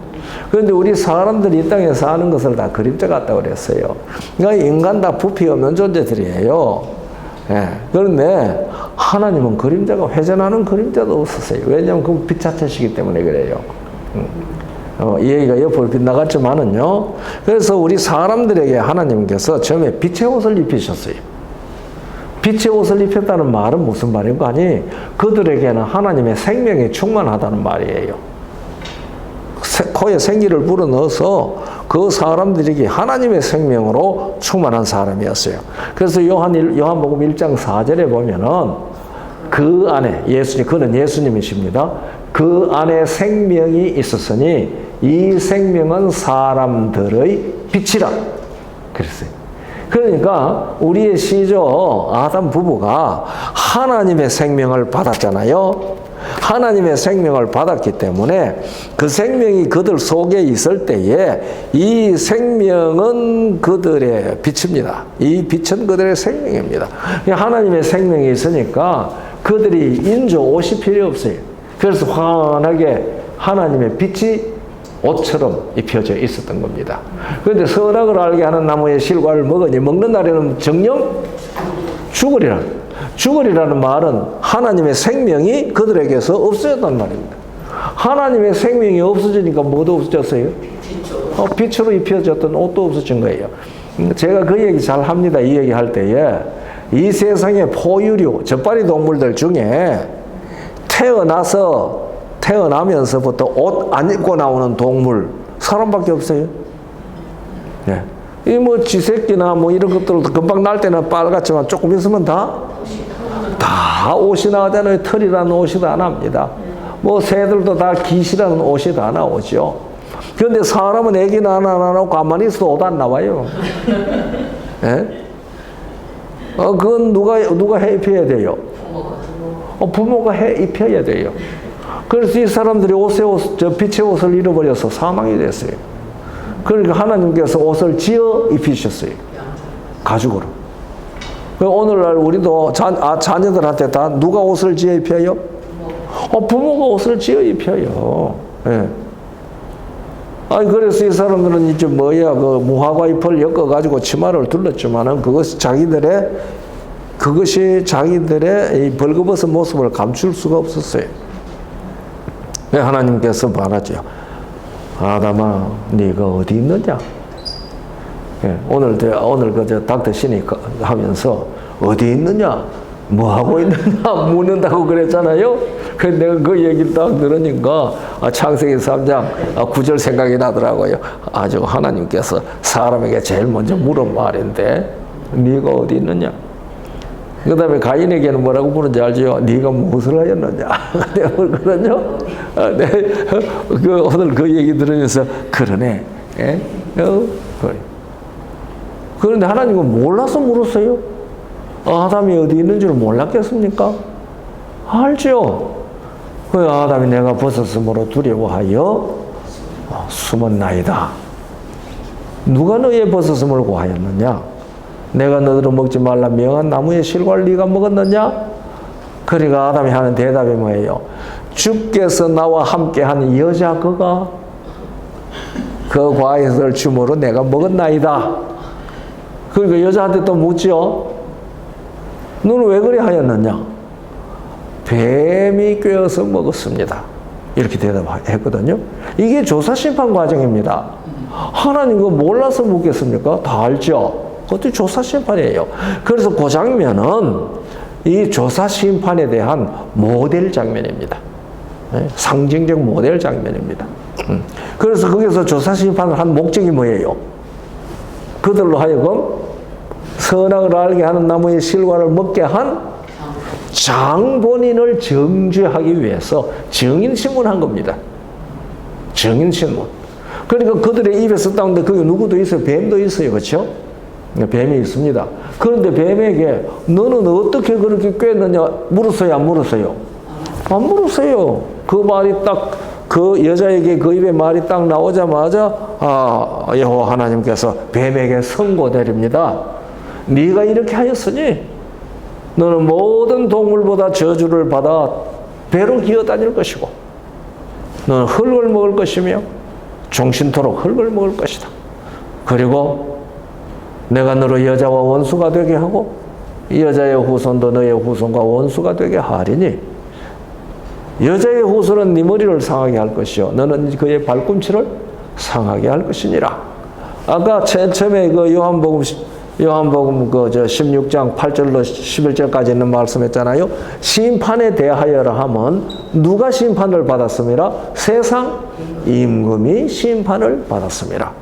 그래서 이 조사 심판의 핵심은 누구가 온 우주 앞에서 이 존재는 온 우주에서 반드시 없어져야 할 존재라고 하는 그 판결을 위한 증인신문하는 겁니다. 오늘날 이 땅에 우리가 예수님을 믿고 살면서도 예수님 안 믿는 사람은 이미 심판받았어요. 하나님을 모르는 자들은 이미 심판받았어요. 그 다음에 예수를 믿는다고 하면서도 복음대로 안 산 사람들도 이미 심판을 받은 거예요. 나더러 주여 주여 하는 자마다 천국에 다 들어갈 것이 아니라고 그랬잖아요. 이미 심판을 받았어요. 그런데 진정으로 복음을 따라 예수 그리스도를 믿는 사람은 믿는 그것으로 인해서 정죄의 심판은 받지 않습니다. 정죄의 심판 받지 않습니다. 그러면 그 사람들 심판받는 게 뭐냐 그 얘기예요. 자, 우리가 다니엘 7장으로 넘어가 보겠습니다. 다니엘 구약 성경 다니엘서 7장입니다. 다니엘 7장 10절로부터 좀 한번 보도록 하겠습니다. 자, 불이 강처럼 흘러 그 앞에 나오며 그에게 수종하는 자는 천천히요 그 앞에 시위한 자는 만만이며 그 다음에 뭐 한다고 그랬어요?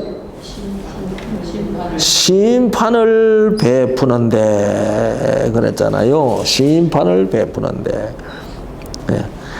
심판을 베푸는데 책들이 펴놓였더라 그랬습니다. 그 다음 11절 그때에 내가 그 큰 말하는 작은 뿔의 목소리로 인하여 주목하여 보는 사이에 짐승이 죽임을 당하고 그 시체가 상한 바 되어 붙는 불에 던진 바 되었으며 그렇게 기록되어 있습니다.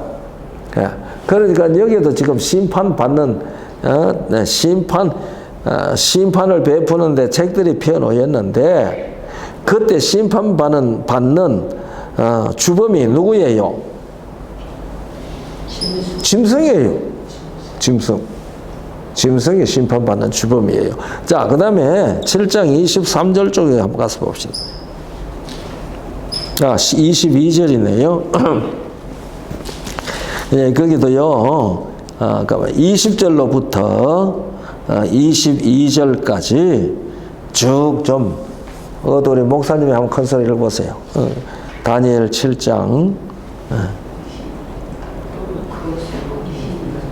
20절로부터 22절까지 한번 보세요.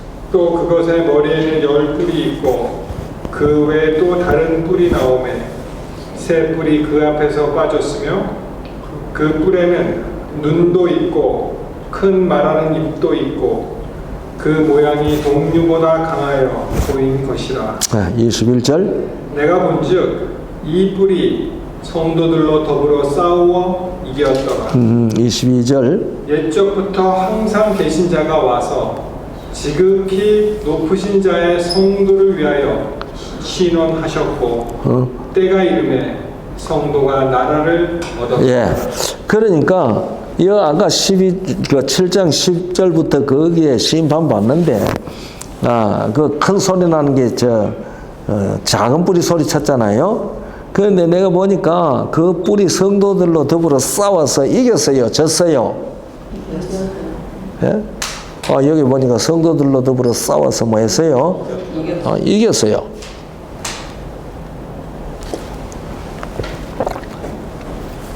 그러니까 우리 최 집사님 이 땅에 우리 작은 뿔하고 싸워서 몇 번이나 이겼어요? 작은 뿔하고 집사님이 싸워서 집사님이 몇 번이나 이겼느냐고요? 작은 뿔하고 싸워서 나 작은 뿔하고 싸운 줄도 모르겠는데 네. 작은 뿔이 성도를 이겼다고 그랬어요. 작은 뿔이 성도를 이겼어요. 그러면 작은 뿔이 성도를 이기면은 성도들이 그에게 지배받을 거 아니에요. 그렇죠? 지배. 진짜는 이긴 자에게 지배받아요. 그렇죠? 지배를 받습니다. 그래서 우리가 이 에베소 6장에 보면은 그리스도인의 전신 갑옷이 나와요. 그리스도인의 전신 갑옷. 그리스도인의 전신 갑옷이 나오는데 에베소 6장 11절로부터 18절까지 나와요. 그리스도인의 전신 갑주가 나오는데 거기에 그 갑주가 모두 다 몇 피스로 되어 있어요. 전신 갑주 입죠. 갑주. 그 다음에 뭐가 있어요? 갑옷 입고 뭐 해요? 허리띠. 진리로 허리띠를 매야 돼요. 그렇죠? 그 다음에 또 뭐가 있어요?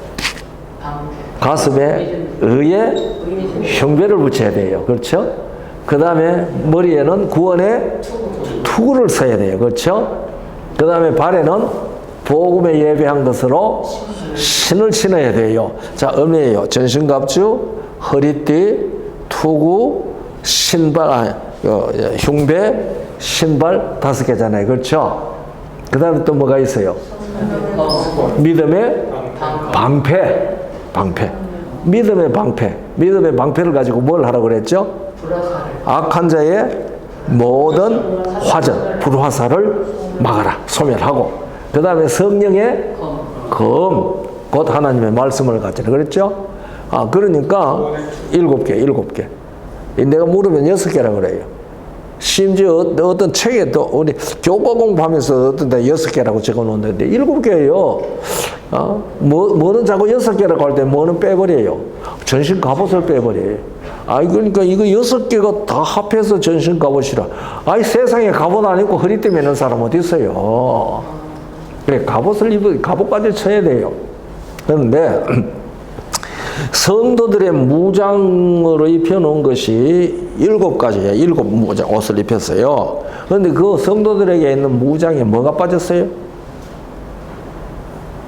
그 7개 중에 뭐가 없어요? 공격무기가 활이 없어요. 그런데 악한 자는 뭐가 있어요? 활이 있어요. 불화살을 쏘는 것은 활이 있다는 말이잖아요. 그렇죠? 그런데 활은 장거리 공격용이에요. 이 칼은 백병전이나 할 때 공격용 무기가 되지. 장거리에서 공격하는 칼은 도대체 그건 공격용 무기가 안 돼요. 그러니까 거기에 7가지가 다 무슨 무기예요? 방어용 무기예요. 방어용. 그러니까 그리스도인에게 하나님께서는 방어자라고 얘기하는 거예요. 우리가 예수 그리스도를 믿음으로 말미암아 사망에서 생명으로 옮겨서 우리는 생명을 가지고 있는 사람이에요. 그러니까 사망의 세계력인 이 사탄은 우리를 공격을 해요. 뭐가 특별히 공격해요? 여기는 불화살로 공격을 해요. 그 불화살 맞으면은 아파요. 불화살 맞으면은 칼 들고 싸우지도 잘 못해요. 그래서 아까 성도들과 더불어 싸워서 뭐 했더니? 이겼어요. 그러니까 우리가 그한테 졌으니까 상처를 많이 입었단 말이에요. 죽지는 않아요. 예? 오늘 누가 어젠가 누가 그 얘기했지? 예? 넘어지지 아니하면 내가 아니다. 일어서지 아니하면 내가 아니다. 응? 그 시가 제목이 오뚜기라고 했잖아요. 근데 내가 그 시를 듣고 난 다음에 혼자 가만히 좀 생각을 하니까 이것도 객담인데, 아니, 오뚜기 가만히 놔두면 넘어져요? 건드려야지. 마음대로 넘어지는 것은 내가 아니다. 그러나 내 마음대로 일어서는 것은 내다. 그래야 되는 거 아니에요? 응? 내가 옛날에 대학에 있을 때에 그 고등학교 기숙사에 가서 설교하라고 해서 내가 오뚜기 가져가서 설교를 했어요. 내가 이렇게 밀고 저렇게 밀고 그러니까 이게 흔들 하다가 손만 떼면 일어서요 있거든. 그래서 의인은 7번 넘어져도 다시 일어나요. 그래서 내가 오뚜기라고 그랬어요. 그리스도인은 오뚜기예요. 그래서 이 외부 세력이 가입되면 넘어져요. 넘어지지만은 넘어져 있지 않아요. 넘어질 수 없는 존재들이에요. 그래서 정죄되지 않는 겁니다. 그러나 상처는 입어요. 누가 쏟다고 우리가 조사심판할 때 얘기해야 돼요. 저 사탄의 무리들이 내한테 불화살을 말입니다. 소나기처럼 쏟아부었어요. 내가 얼마나 상처 많이 입었는지 몰라요. 그래서 우리가 그리스도인이 짓는 죄라고 하는 것하고 하나님 없는 사람이 짓는 죄가 모양은 같아도 달라요. 이 하나님 없는 사람들이 짓는 죄는 썩어져가는 구습이에요. 자기 속에 나와요. 자기가 썩고 있어요. 그러나 진정으로 그리스도인 된 사람은 뭐 안 하는 사람이에요. 안 썩는 사람이에요. 그러나 사탄의 공격을 받아서 상처를 입어요. 그러니까 썩어져가는 구습을 쫓는 사람은 자기 존재 자체가 죄고 거기서 나오는 모든 것은 썩는 모습이에요. 그러나 그리스도인들은 이 작은 불과 그 같은 사탄의 세력이 공격을 해서 우리를 압도할 때에 받는 상처들이에요. 그러니까 이 상처를 그냥 가지고 있으면 뭐해요? 생명 잃어요. 그러니까 그 상처를 가지고 누구한테 가야 돼요? 예수님한테 가야 돼요. 그 치료하실 분이 누구밖에 없으니까? 예수님밖에 없으니까. 그러니까 예수님께 가면은 예수님께서 우리를 다 뭐해요? 다 치료해 주셔요. 더럽게 가면 다 씻어 주셔요. 그리고 난 다음에 뭐라 그래요? 집사님. 다 치료해 주시고 다 씻어 주시고 너는 뭐하다? 깨끗하고 건강하다. 그렇죠. 네, 우리 집사님이 한번 읽어보셔야 되겠네. 이사야 44장 22절 한번 읽어보세요. 이사야 44장 22절.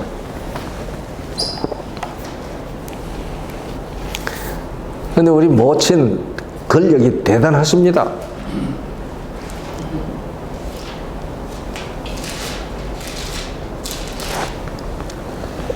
이사야 44장 22절. 내가 너 허물을 빽빽한 구름의 사라짐과 같이 너 죄를 안개의 사라짐 같이 도말하였으니 너는 내게로 돌아오라. 내가 너를 구속하였으니. 그러니까 우리가 회개하고 돌아오면은 우리의 상처를 어떻게 하는 거예요? 빽빽한 구름의 사라짐 같이 안개의 사라짐 같이 다 없애버린다고요. 그리고 우리가 너는 깨끗하다고 말씀하시는 거예요. 아니 내가 깨끗해서 깨끗한 게 난 상처투성이에요. 그런데 우리 주께서 당신의 보혈로 씻어주시는 거예요. 그래서 우리가 회개가 필요한 거예요. 이사야 43장 25절을 다 읽어보세요. 25절인가 23절. 이사야 43장 25절. 나 곧 나는 나를 위하여 너 허물을 두매라는 자니 너 죄를 기억지 아니하고. 우리가 진 허물들을 뭐 하지 않으신다고요? 기억하지 않아요. 그건 내가 지은 게 아니라 뭐 한 거예요? 상처 입은 거예요. 상처 입은 거예요. 네. 우리 이 집사님 죄질 생각 없죠? 죄질 생각이 없죠? 있어요? 에? 죄질 생각 없죠. 그런데 죄를 짓죠. 그건 내가 죄질 생각으로 내가 죄 지은 것이 아니라 사탄의 공격을 받아서 입은 상처들입니다. 이것이 그리스도인과 썩어짐의 정도로 하는 하나님 없는 생명 없는 사람들과의 죄 짓는다고 하는 것의 차이예요. 그러면 우리가 그렇게 죄를 지으면 아파요, 안 아파요? 아이고 어쩌다가 안식일날 예배도 못 가고 말입니다. 일하러 쫓아다니면은 평안해요? 어휴, 다 대답 안 하네. 평안하신가 봐. 좀 물려요. 소리가 좀 물려서. 그래요. 안 평안하지 않죠? 우리 한국을 다녀왔는데 교회를 찾아가기도 그렇고 가족들이 같이 다니는 게 좀 그래서 교회를 못 갔거든요. 불편하더라고요. 불편하지요. 예. 그런데 썩어져 가는 구습에 빠진 사람들은 안식일을 예배 안 드리고 예배당에 안 가는 일이 편해요, 안 편해요? 불편해요, 안 불편해요? 안 불편해요. 그 사람들은 그건 죄로 생각지도 안 하지요. 근데요, 그냥 일반적으로 빠지면 좀 불편한데 여행할 때는 처음에는 불편했는데 안 불편해지죠. 여행할 때는? 예. 아니 그러니까 안식일 날 여행하는 일을 최대한으로 피해야 합니다. 저는 한국 나갈 때요, 아무리 늦어도 목요일 전에 나갑니다. 근데 목사님들은 설교하시고 급한 비행기 타고 그냥 안식일로 가시던데. 네? 그냥 안식일로 가시던데. 그거 잘하는 거 아니에요. 하고 싶은데요. 그거 그렇게 하고 안 불편하면은 생명력이 지금 까딱까딱 하는 거예요. 생명이 있기는 있는데 깔딱깔딱 하는 거예요. 난 그럼 안 그러신 목사님 못 봤는데 다 하시려고 하셨는데. 노 그러면 안 되죠. 우리 저기면 설교를 마치고 금방 오기 가시던데. 그건 나는 못. 우리 이 집사님. 그런 거 보지 마세요. 그런 거 보지 마세요. 그러니까 저는 가능하면 수요일 전에 나가려고 하고 있어요. 비행기표를 꼭 그렇게 끊습니다. 예. 그러니까 이제 얘기했던 대로 어떤 경우에 반드시 나가야 되겠는데 비행기표가 전혀 없으면 어쩔 도리 없이 나가지만 안 편해요. 안 편해요. 예. 목사님, 맨 처음에 미국에 와서 금요일에 뉴욕에서 비행기를 탔어요. 도착하니까 일요일에 안식일이 사라졌어요. 아니 저쪽에서 오는 데는 여기에 딱 오면은 금요일을 비행기 타면 금요일을 떨어지잖아. 그래서 되게 불편했다고. 불편하죠. 아니 불편합니다. 반대로 돌아보잖아요. 네.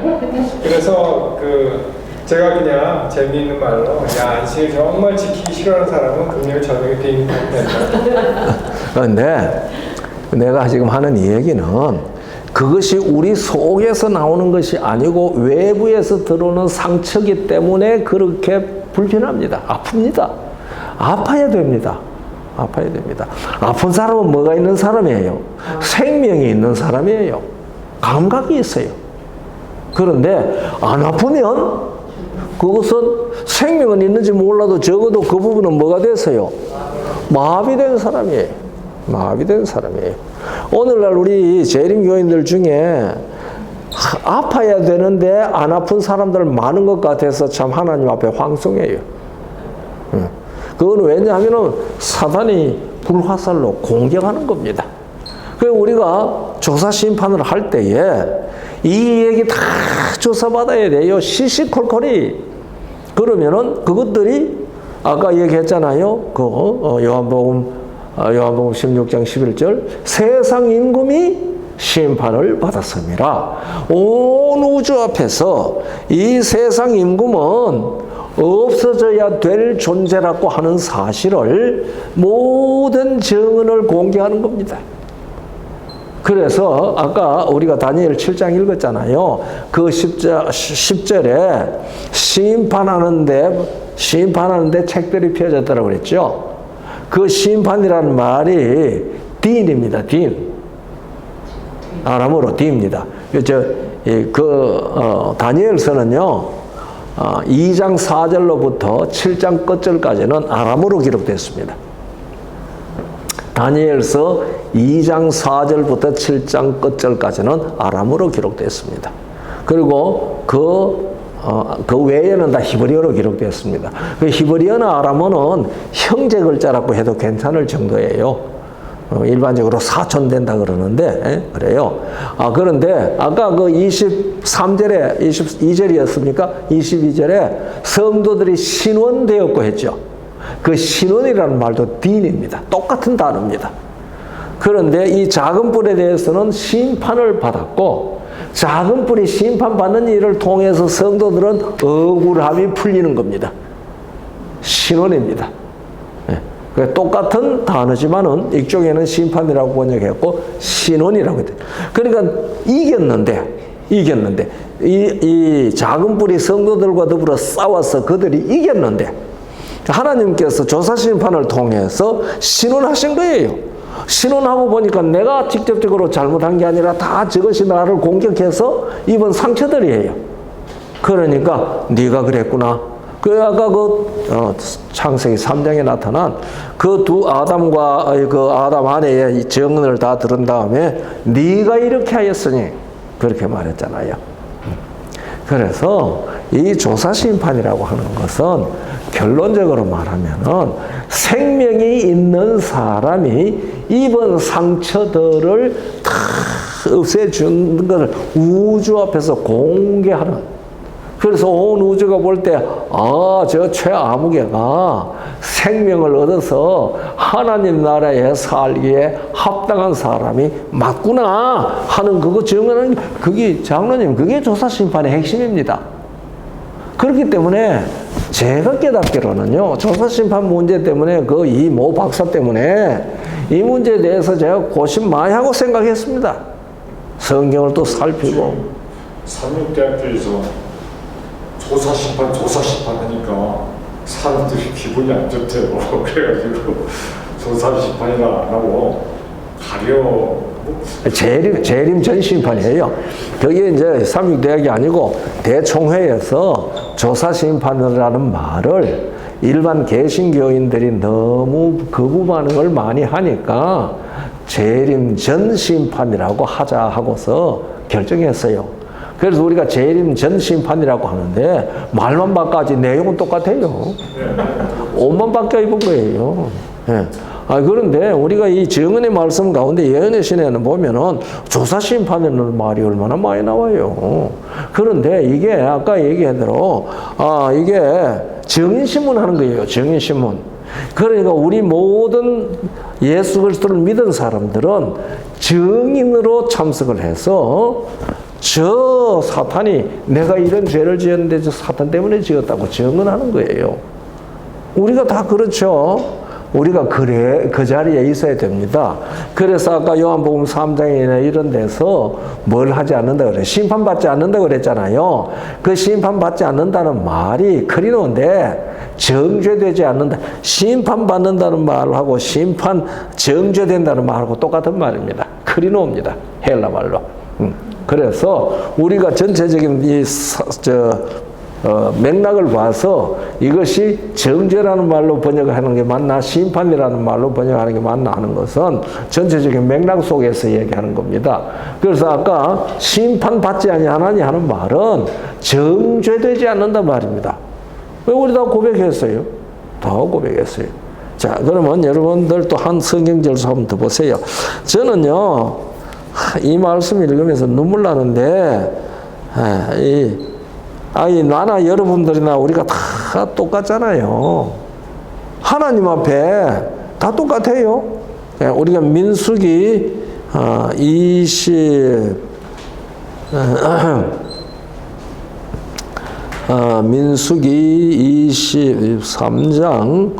21절입니다. 민수기 23장 21절입니다.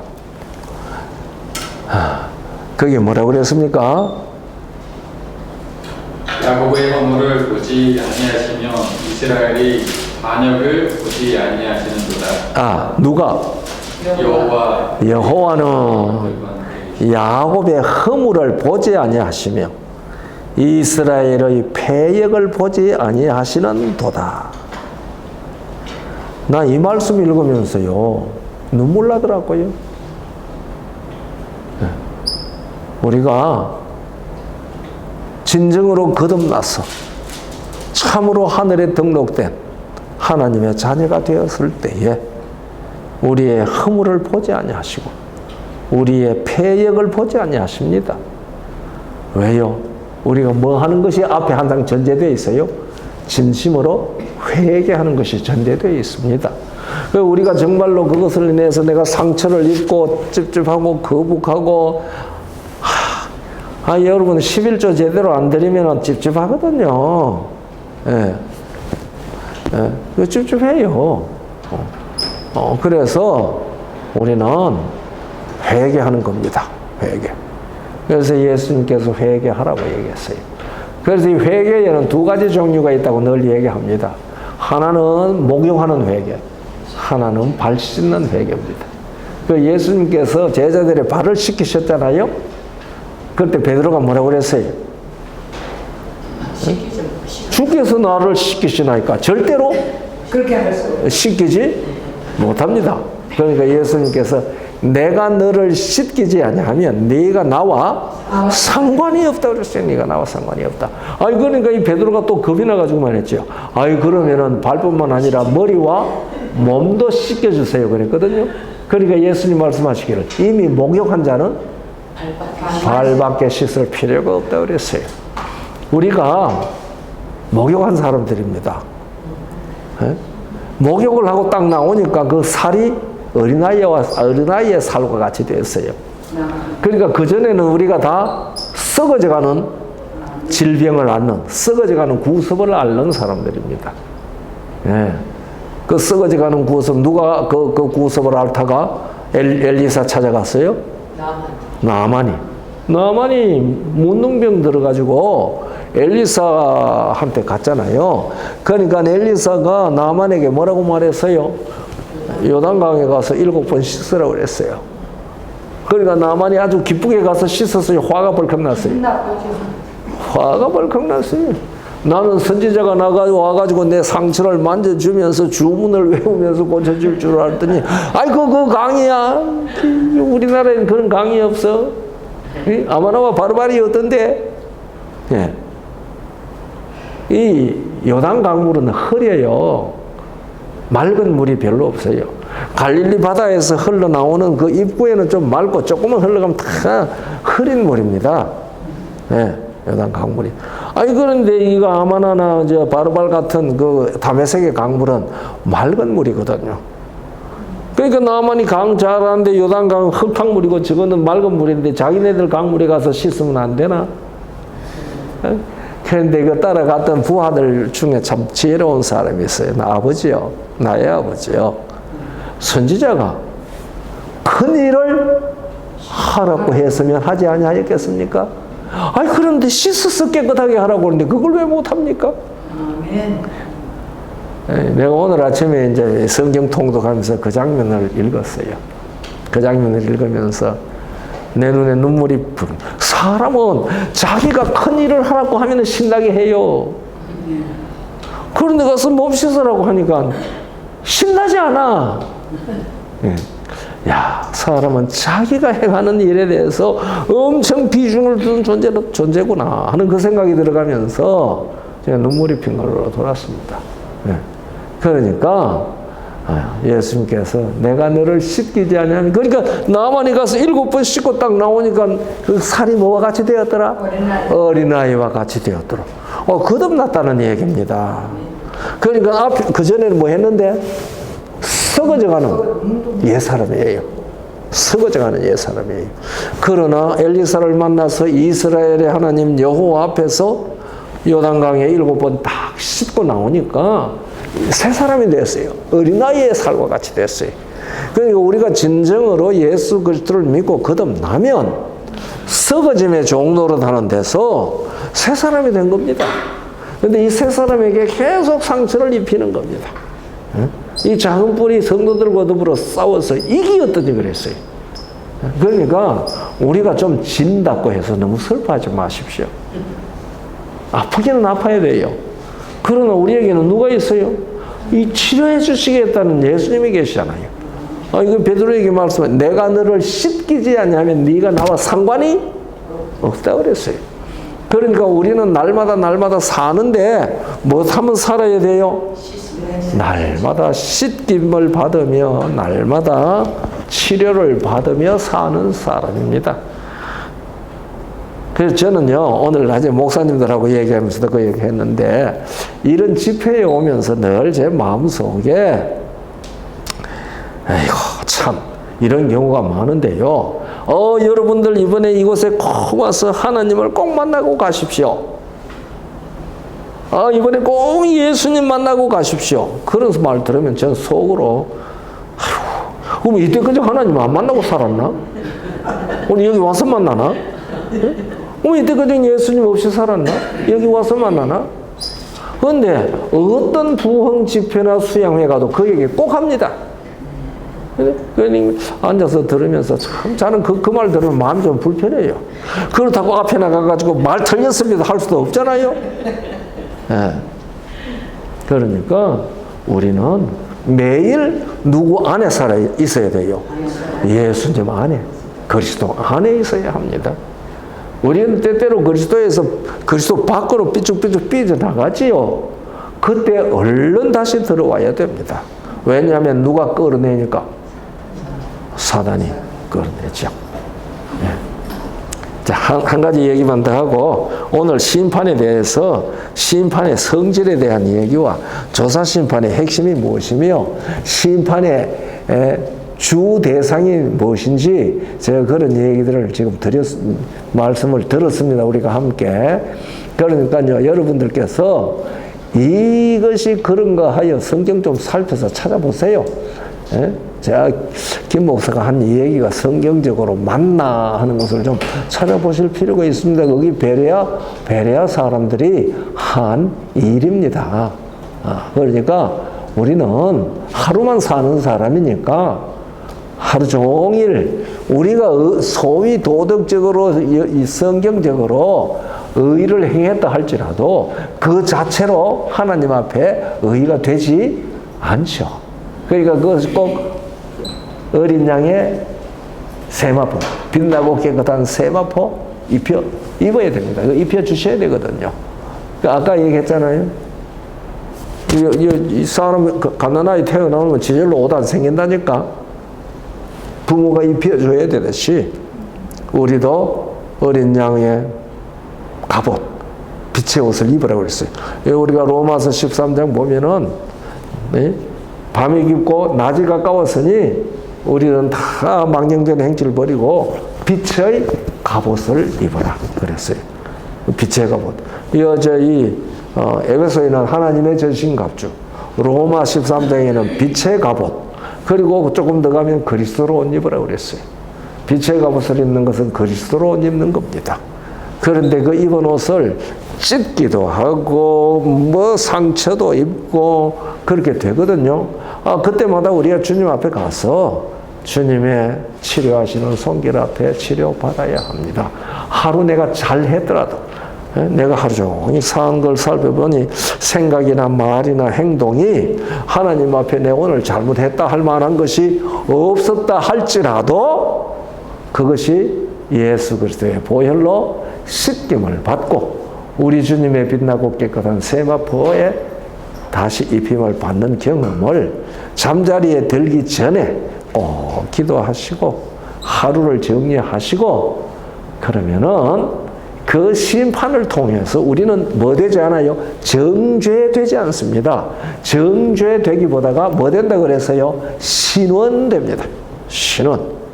신원됩니다. 그래서 이 정죄되지 않고 신원받은 모든 사람들이 첫째 부활에 참석하고 예수님 재림하실 때에 의인과 변화되어서 다 하늘로 끌어올려가 가지고 1000년 동안 왕노릇하면서 누구 심판하는? 죽은 자들 심판하는 겁니다. 그 죽은 자들이란 말은 예수님 없는 사람들을 뜻하는 말입니다. 그래서 우리가 다 무슨 노릇하는 거예요? 심판장 노릇하는 겁니다. 그때 우리가 심판장 1000년 동안 왕노릇하는 자리에 보좌에 앉아서 오늘 이 시간을 우리가 회상할 수 있도록 그 자리에 다 함께 앉았으면 참 좋겠습니다. 오늘은 이것으로 이 얘기를 끝내기로 하고요. 내일은 현대 진리가 뭐냐? 우리 교회에서 현대 진리 말 많이 하거든요. 그런데 현대 진리라는 말을 하는데 현대 진리의 핵심이 뭐냐? 오늘 우리가 새 천사의 기별이 현대 진리다 이러죠. 그 말이 틀린 말은 아니죠. 그런데 현대 진리라고 하는 그 말이 어떤 말이고 뭐냐 하는 얘기를 내일은 좀 살펴보도록 하겠습니다.